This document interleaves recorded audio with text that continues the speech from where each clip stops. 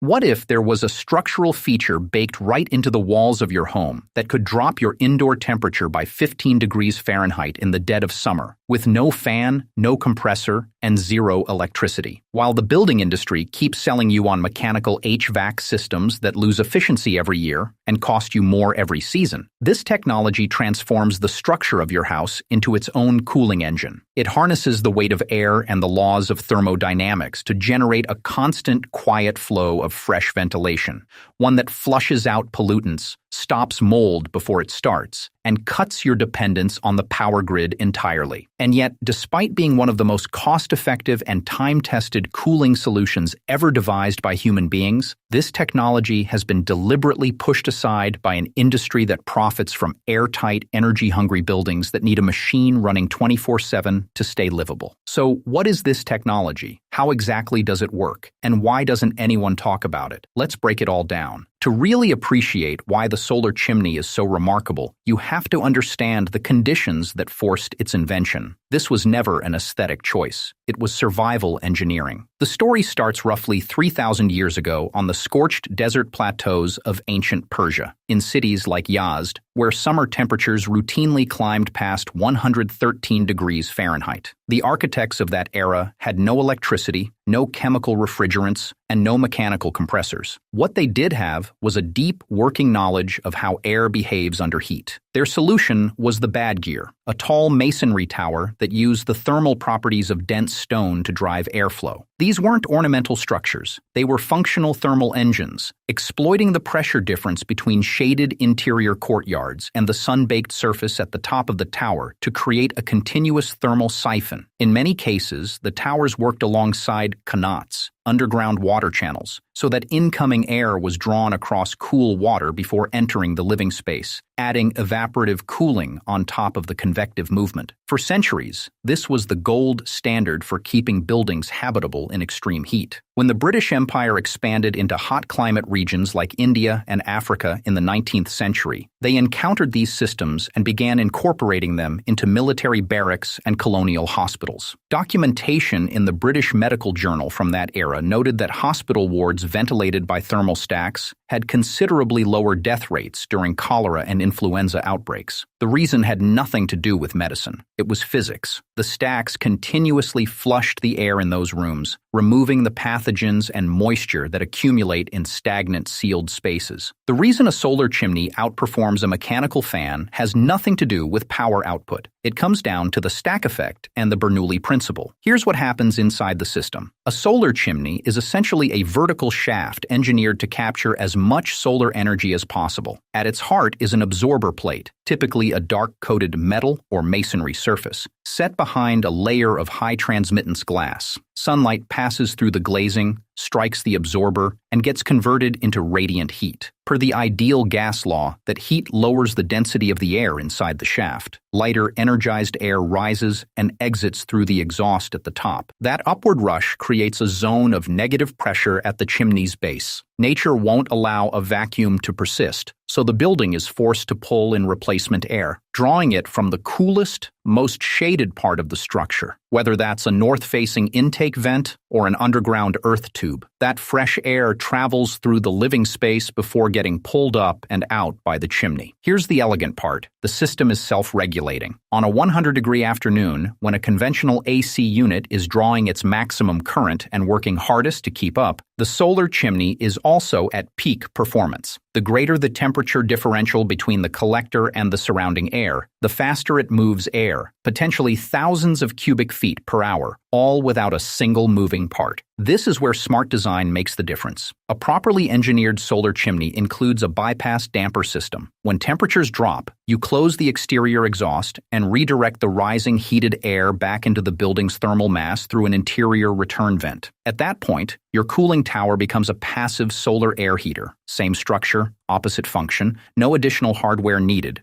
The performance of these systems has been documented extensively. In 1995, researchers at the University of Arizona conducted a detailed study of a residential solar chimney installation in the Sonoran Desert. The results? The system held indoor temperatures at 75 degrees Fahrenheit, while the outdoor air sat at 106 degrees. That's a 17-degree reduction using nothing but sunlight and atmospheric pressure. Air quality tells an equally compelling story. The EPA estimates that indoor air is frequently 2 to 5 times more contaminated than the air outside. In a modern sealed home with a standard HVAC system, most of the air circulating is simply being recirculated, delivering less than half an air change per hour of genuinely fresh air. That stagnation allows volatile organic compounds, CO2, and moisture to build up over time, contributing to what researchers call sick building syndrome. A solar chimney, by contrast, delivers between 8 and 12 complete air changes per hour, all fresh, filtered outdoor air. It's the equivalent of leaving every window in your house wide open, without the security risk or the loss of temperature control. Over its 15-year lifespan, a standard 3-ton central air conditioning system, including manufacturing, installation, and operation, carries a carbon footprint of roughly 25 tons of CO2. A solar chimney, built from high-mass masonry, recycled aluminum, and glass reaches carbon payback in under 6 months. After that, operating costs are zero. It's a permanent structural feature that reduces your monthly overhead while increasing the value of your property. A University of Nottingham study found that buildings using solar chimney systems could cut their total cooling energy consumption by up to 75%. In an era of climbing energy rates and an increasingly unstable grid,